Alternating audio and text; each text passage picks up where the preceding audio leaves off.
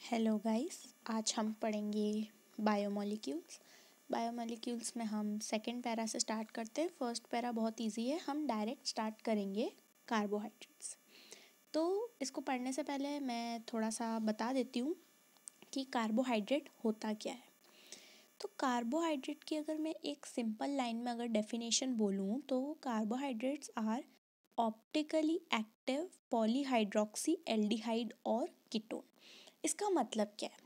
Optically active का दोस्तों, अगर आपने आइसोमेरिज्म पढ़ रखा है तो आपको पता होगा, इसमें एक कायरल सेंटर मतलब एक कायरल कार्बन होना चाहिए जो कि प्लेन पोलराइज लाइट को या तो लेफ्ट या राइट में रोटेट कर सके। ठीक है, फर्स्ट रिक्वायरमेंट तो ऑप्टिकली एक्टिव कायरल कार्बन की होती है। दूसरी रिक्वायरमेंट होती है उसमें एल्डिहाइड या फिर कीटोनिक ग्रुप प्रेजेंट होना चाहिए।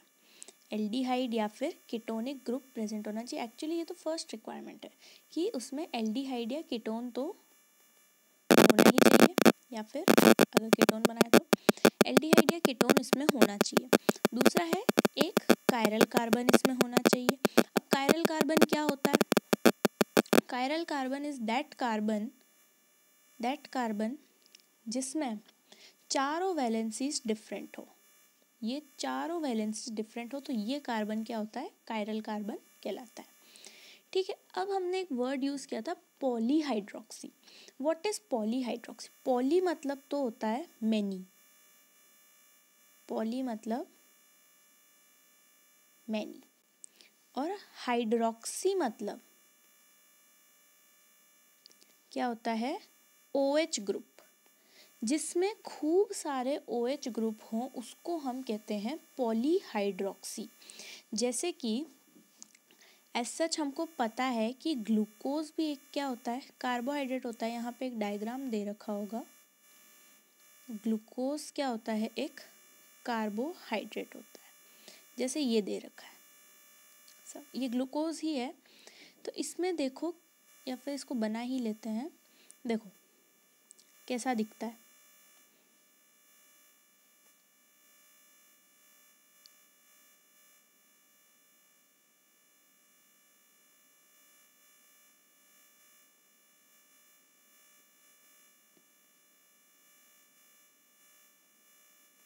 तो ये एक स्ट्रक्चर है। अब इसमें देखना, पॉलीहाइड्रोक्सी ये पूरा एक कंपाउंड है। 1 2 3 4, चार इसमें क्या प्रेजेंट है? OH ग्रुप, हाइड्रोक्सिल ग्रुप इसमें प्रेजेंट है। तो इस कंडीशन को हम कहते हैं पॉलीहाइड्रोक्सी, मतलब मैनी हाइड्रोक्सिल ग्रुप्स बोले तो OH ग्रुप इसमें प्रेजेंट होता है। बैक टू टॉपिक आते हैं।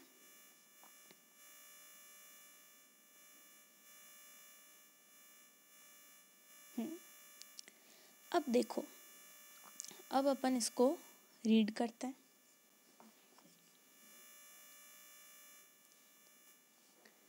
Carbohydrates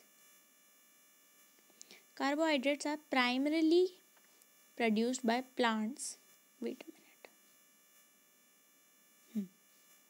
Carbohydrates are primarily produced by plants and form very large group of naturally occurring organic compounds.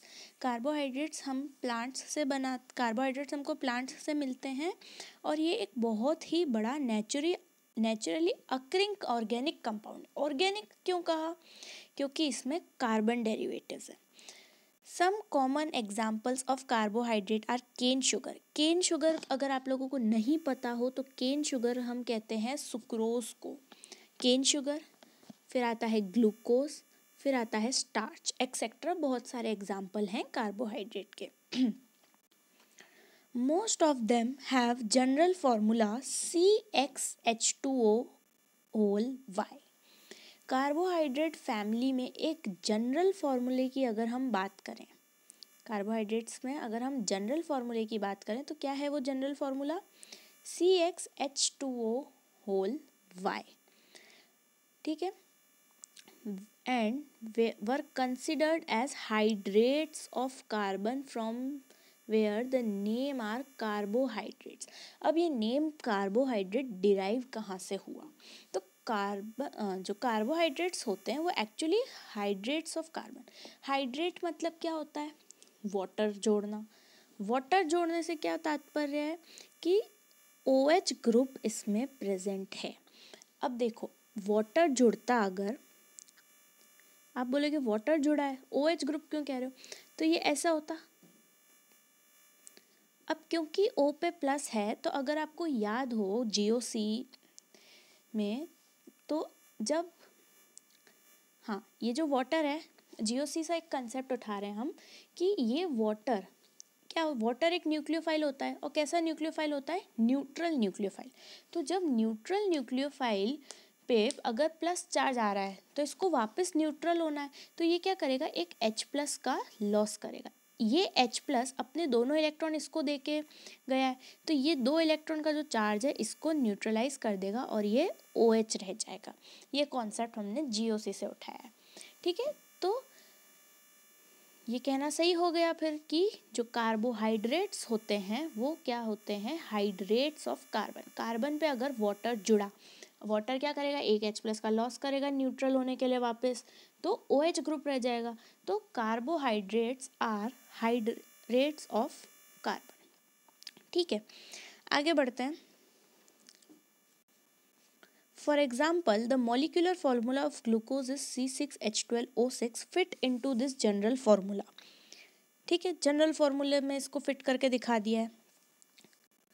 इसमें जो X है यहाँ पे, अब जो जनरल फॉर्मूला है हमारा, इसमें जो ये X है, ये इसमें जो हमारा X है ये क्या डिनोट कर रहा है? ये X basically number of carbons को डिनोट कर रहा है, ठीक है। और जो Y है वो क्या बता रहा है? H2O कितने हैं, ठीक है। ये जो Y है वो क्या बता रहा है? H2O कितने। अब C6H12O6 में X तो मिल गया 6।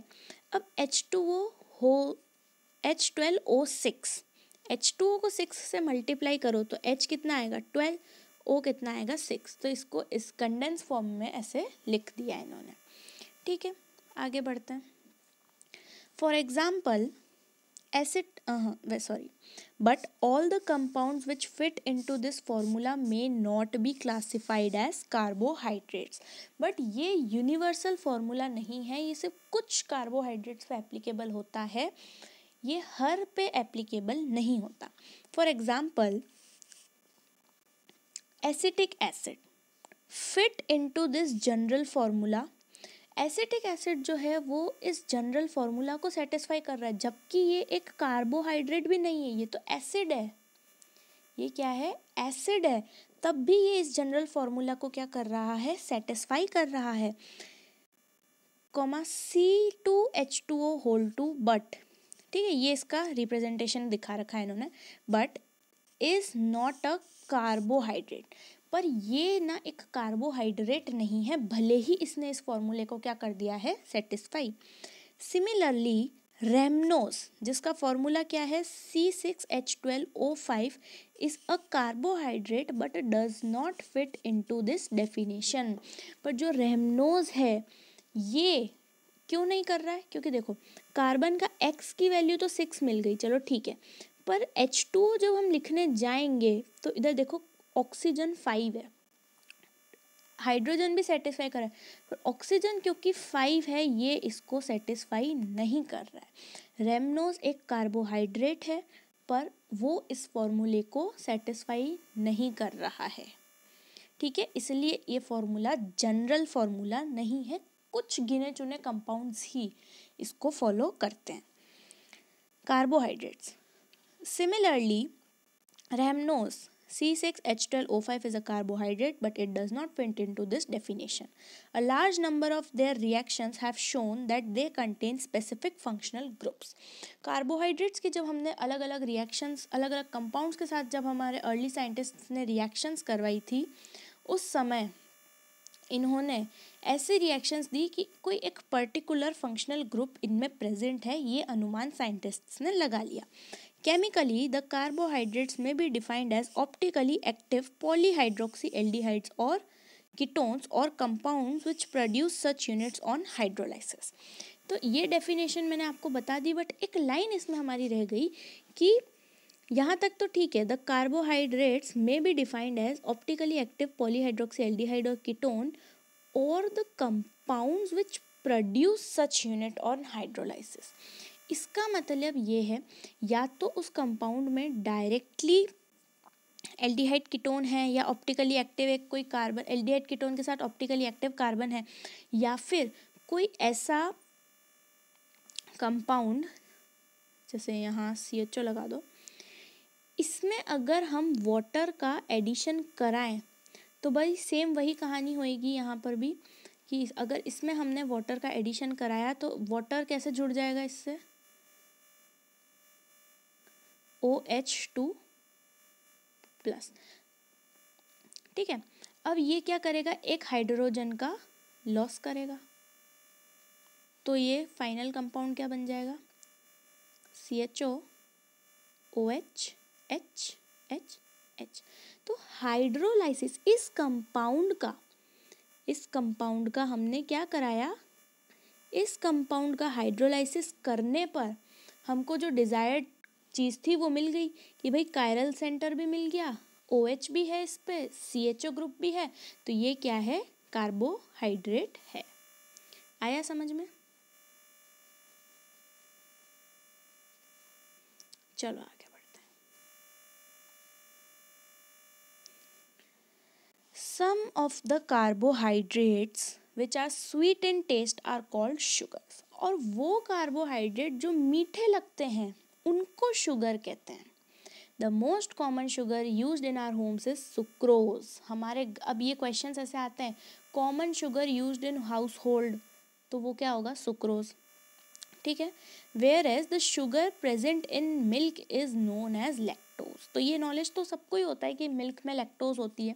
ठीक है, अब इस लैक्टोज की वजह से मिल्क जो है थोड़ा सा माइल्डली स्वीट हमको लगता है। Carbohydrates are also called saccharides. Carbohydrates को हम क्या कहते हैं, सेकेराइड्स कहते हैं। ग्रीक में इस सेकेराइड का मीनिंग होता है शुगर। ग्रीक में इसको सेक्रॉन कहते हैं और इसका मीनिंग क्या होता है, शुगर होता है। ठीक है, अब हम आते हैं कार्बोहाइड्रेट के क्लासिफिकेशन पे। तो इसका मैं पहले थोड़ा सा हम इसमें डेमो दे देते हैं कि इसमें हम क्या पढ़ेंगे। क्लासिफिकेशन ऑफ कार्बोहाइड्रेट्स, अब है ना दो टाइप्स पे इसका क्लासिफिकेशन होगा। On the basis of 2 things हम इसका क्या करेंगे, क्लासिफिकेशन करेंगे। एक क्लासिफिकेशन तो इसका होगा हाइड्रोलाइसिस के बेसिस पे, एक क्लासिफिकेशन हम इसका करेंगे on the basis of hydrolysis, कि हाइड्रोलाइज होने पे ये कार्बोहाइड्रेट किस टाइप के सेकेराइड्स दे रहे हैं, हाइड्रोलाइसिस होने के पे ये किस टाइप के कंपाउंड्स दे रहे हैं, उस बेसिस पे हम क्या करेंगे, इनका क्लासिफिकेशन करेंगे। दूसरा हम करेंगे classification on the basis of reducing nature. Reducing nature के बेसिस पे हम करेंगे कि भाई कौन रिड्यूस करता है, कौन रिड्यूसिंग शुगर है, कौन नॉन रिड्यूसिंग शुगर है। इस बेसिस पे हम इसका 2 बेसिस हैं जिस पे हमने इसका क्या किया है, क्लासिफिकेशन किया है। एक तो हाइड्रोलाइसिस और एक रिड्यूसिंग नेचर। अब हम बात करेंगे पहला, हाइड्रोलाइसिस के बेसिस पे कितनी टाइप की शुगर्स प्रेजेंट होती है। ठीक है, हाइड्रोलाइसिस के बेसिस पे बेसिकली 3 टाइप की शुगर्स होती है। एक होती है मोनोसेक्राइड्स, एक होती है ओलिगोसेक्राइड्स, एक होती है पॉलीसेक्राइड। ठीक है, मोनोसेक्राइड, ओलिगोसेक्राइड, पॉलीसेक्राइड। अब मोनोसेक्राइड जो होती है वो उसको हम हाइड्रोलाइज नहीं कर सकते, मोनोसेक्राइड्स को हम हाइड्रोलाइज नहीं कर सकते। वेयर एज ओलिगोसेक्राइड्स और पॉलीसेक्राइड्स को हम क्या कर सकते हैं, हाइड्रोलाइज कर सकते हैं। ये बेसिक डिफरेंस सबसे पहला, कि मोनोसेक्राइड्स का हाइड्रोलाइसिस नहीं होता, वेयर एज ओलिगोसेक्राइड्स का भी होगा, पॉलीसेक्राइड्स का भी हाइड्रोलाइसिस होगा। ठीक है, अब मोनोसेक्राइड्स की मैं एक जनरल बात बोलती हूँ। Monosaccharides cannot be hydrolyse further to give polyhydroxyaldehyde और कीटोन।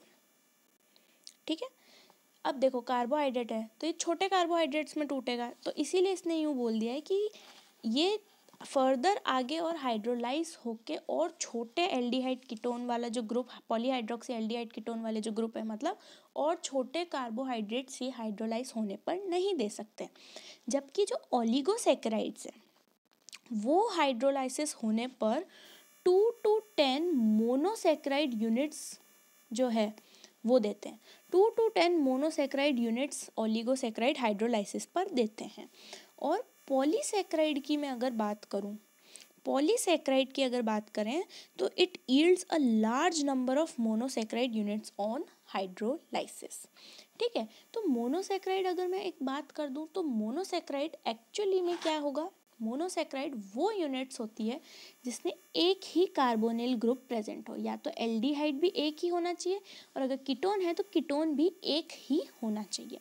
तो मोनोसैकेराइड स्मॉलेस्ट यूनिट हो गई, ओलिगोसैकेराइड्स और पॉलीसैकेराइड्स थोड़ी लार्ज यूनिट होती है। तो ये मोनोसैकेराइड क्योंकि स्मॉलेस्ट यूनिट है ये और इससे छोटे में टूट नहीं सकती तो ये हाइड्रोलाइसिस नहीं देगी। बट जो ओलिगोसैकेराइड्स हैं ये तो लार्जर यूनिट्स है, ये हाइड्रोलाइसिस दे के किस में कन्वर्ट होगी, मोनोसैकेराइड जो इनकी छोटी यूनिट है। ठीक है, अब हम इसको पढ़ लेते हैं। हाँ, पॉलीसैकेराइड्स एक बार वापस मैं रिपीट कर देती हूँ। जो पॉलीसैकेराइड्स होते हैं वो हाइड्रोलाइसिस होने पर छोटी छोटी बहुत सारी मोनोसैकेराइड्स में टूट जाते हैं। ओलिगोसैकेराइड्स हाइड्रोलाइज होने पर केवल 2 से 10 मोनोसैकेराइड यूनिट्स ही बनाते हैं। ठीक है, चलिए इनको रीड कर लेते हैं।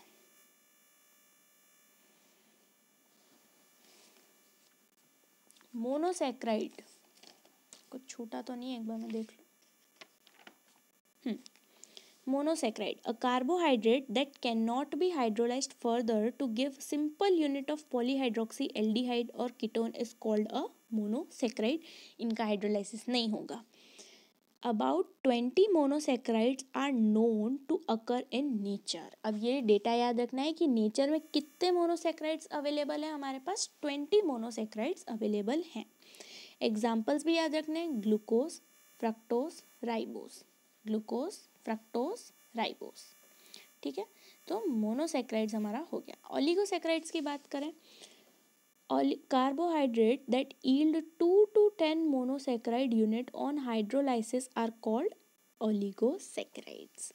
तो क्या याद रखना है, 2 to 10 मोनोसैकेराइड यूनिट्स जो यील्ड करते हैं हाइड्रोलाइसिस पे, हाइड्रोलाइसिस मतलब वाटर का एडिशन, उनको हम क्या कहते हैं, ओलिगोसैकेराइड्स हम उनको कहते हैं। ठीक है, they are further classified as disaccharide, trisaccharide, tetrasaccharide etcetera. अब इनको हम फर्दर क्या कहते हैं, डाइसैकेराइड मतलब 2 यूनिट्स, ट्राइसैकेराइड्स मतलब 3 यूनिट्स, टेट्रासैकेराइड्स मतलब 4 यूनिट्स। अगर कोई ओलिगोसैकेराइड 2 यूनिट का बना है तो उसको डाइसैकेराइड कह देंगे, कोई 3 यूनिट का बना है तो उसको ट्राइसैकेराइड कह देंगे, कोई 4 यूनिट का बना है तो उसको टेट्रासैकेराइड हम कह देंगे, etcetera, depending upon the number of monosaccharide they provide on hydrolysis. जितने मोनोसैकेराइड ये हाइड्रोलाइज होने पर बनाएंगे उसी के बेसिस पे इसका नाम रख देंगे। अगर 5 मोनोसैकेराइड जिसने हाइड्रोलाइज होने पर बनाया है तो ये पेंटासैकेराइड हो जाएगा, 3 बनाए हैं तो ट्राइसैकेराइड हो जाएगा। ठीक है ना। The 2 monosaccharide units obtained on hydrolysis of a disaccharide may be same or different. ठीक है, तो एक बात याद रखनी कि जो डाइसैकेराइड होते हैं वो मोस्ट कॉमन होते हैं। इन सब सैकेराइड्स में से मोस्ट कॉमन कौन से होते हैं, डाइसैकेराइड होते हैं। और ये डाइसैकेराइड का जब हाइड्रोलाइसिस करते हैं तो जो ये 2 मोनोसैकेराइड यूनिट्स बनाएंगे वो सेम भी हो सकती है, डिफरेंट भी हो सकती है। For example 1 molecule of sucrose on hydrolysis give 1 molecule of glucose and 1 molecule of fructose. जब हम सुक्रोज का क्या कराते हैं, हाइड्रोलाइसिस, ठीक है, जब हम सुक्रोज का हाइड्रोलाइसिस कराते हैं तो हमको 1 मॉलिक्यूल तो मिलता है ग्लूकोज का, 1 मॉलिक्यूल मिलता है फ्रक्टोज का। दोनों का फॉर्मूला सेम है, C6H12O6, C6H12O6, बस ऑप्टिकल रोटेशन में डिफरेंस आता है। इसकी बात आगे आएगी, ये पूरा आगे इसी चैप्टर इसी पे बेस्ड है। ठीक है, वहीं अगर हम माल्टोज की बात करें, जो माल्टोज होता है वो केवल 2 यूनिट ग्लूकोज की ही देता है। माल्टोज का जब हाइड्रोलाइसिस करते हैं अपन H3O पॉजिटिव हाइड्रोनियम आयन की प्रेजेंस में। माल्टोज का जब हाइड्रोलाइसिस हम करते हैं, H3O पॉजिटिव क्यों लिखा, क्योंकि वाटर तो है पर थोड़ा एसिडिक मीडियम रिक्वायर होता है, तो वो केवल 2 मॉलिक्यूल्स ग्लूकोज के ही देगा। माल्टोज भी एक डाइसेकेराइड है, सुक्रोज भी क्या है, एक डाइसेकेराइड है। ये ग्लूकोज प्लस फ्रक्टोज देता है। ठीक है, चलो अब हम आते हैं पॉलीसेकेराइड पे।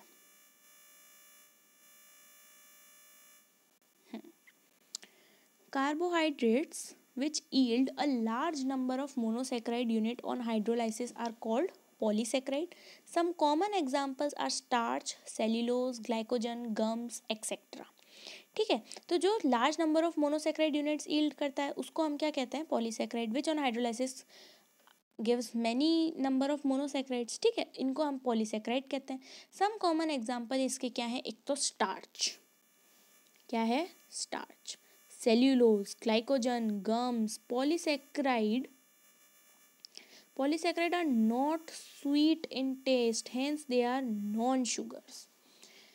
कार्बोहाइड्रेट्स तो है बट शुगर नहीं है, ये चीज़ याद रखनी है। ठीक है ना, कि पॉलीसेक्राइड नॉन स्वीट होते हैं, वेयर सुक्रोज स्वीट होता है, ग्लूकोज स्वीट होता है, फ्रक्टोज स्वीट होता है, पर पॉलीसेक्राइड्स जो हैं वो स्वीट नहीं होते हैं।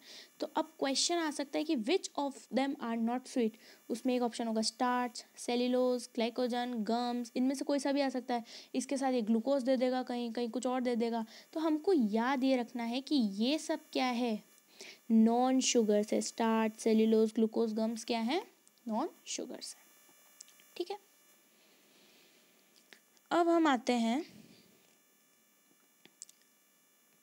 अब हम दूसरा क्लासिफिकेशन जो हमने किया था, रिड्यूसिंग नॉन रिड्यूसिंग वाला, ये पैराग्राफ है, इसने इधर ही दे दिया। The carbohydrate may also be classified as either reducing or non-reducing.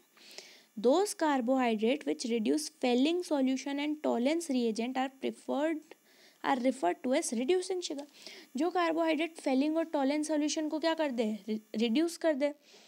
ठीक है, जो फेलिंग और टॉलेंस सॉल्यूशन वाला टेस्ट दे दे वो क्या है, रिड्यूसिंग शुगर्स है, और जो नहीं देगी वो नॉन रिड्यूसिंग शुगर है। ऑल मोनोसेक्राइड्स वेदर एल्डोज और ketose are reducing sugar. Aldose और कीटोज क्या होता है वो अभी आगे बात करेंगे। तो हम अगर एक जनरल कह दें कि जो शुगर्स फेलिंग और टॉलेंट रिएजेंट वाला टेस्ट दे देती है वो क्या होती है, रिड्यूसिंग शुगर होती है, और जो नहीं देती वो नॉन रिड्यूसिंग। अब एक इम्पॉर्टेंट बात यह है कि ऑल मोनोसेक्राइड वेदर एल्डोज और कीटोज क्या होती है, रिड्यूसिंग शुगर। सारी मोनोसेक्राइड्स एल्डोज हो या कीटोज हो, एल्डोज कीटोज अभी बताएंगे आपको, पर सारी की सारी जो मोनोसेक्राइड्स होती है वो कैसी होती है, वो रिड्यूसिंग शुगर्स होती है। ठीक है, ये बात बहुत इंपॉर्टेंट है जो कि हमको याद रखनी है। अब बात करते हैं मोनोसेक्राइड्स की। ठीक है, मोनोसेक्राइड्स क्या होते हैं, मोनोसेक्राइड्स के हमारे एग्जाम्पल्स क्या क्या थे जरा याद करके बताइए। तो मैं बताती हूँ, ग्लूकोज था, फ्रक्टोज था और राइबोस था।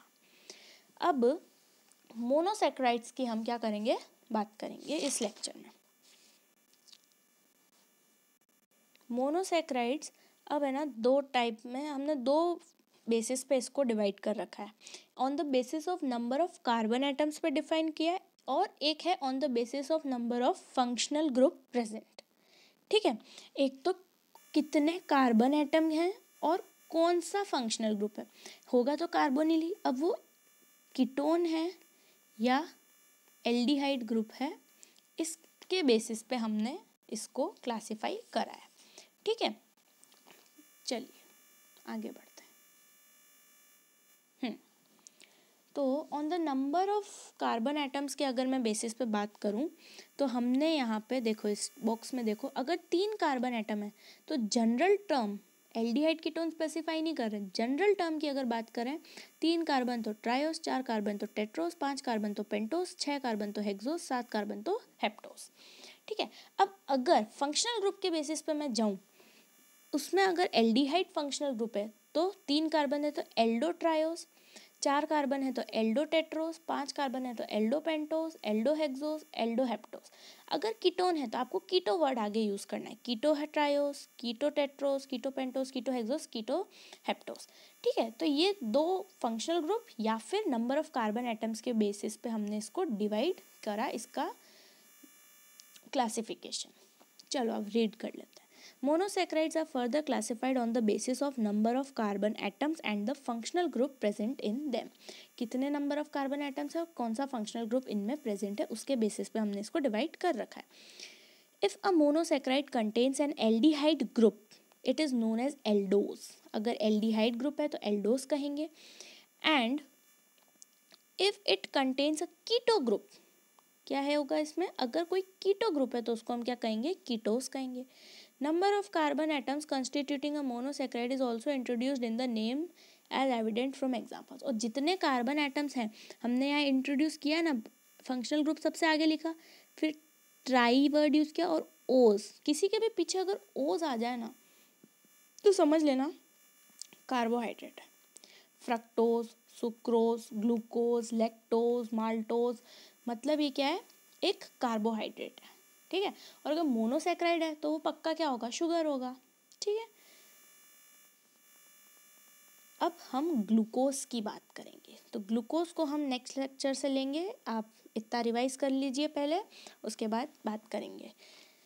Very well, thank you, all the best and Shri शिवाय नमस्तुभ्यम.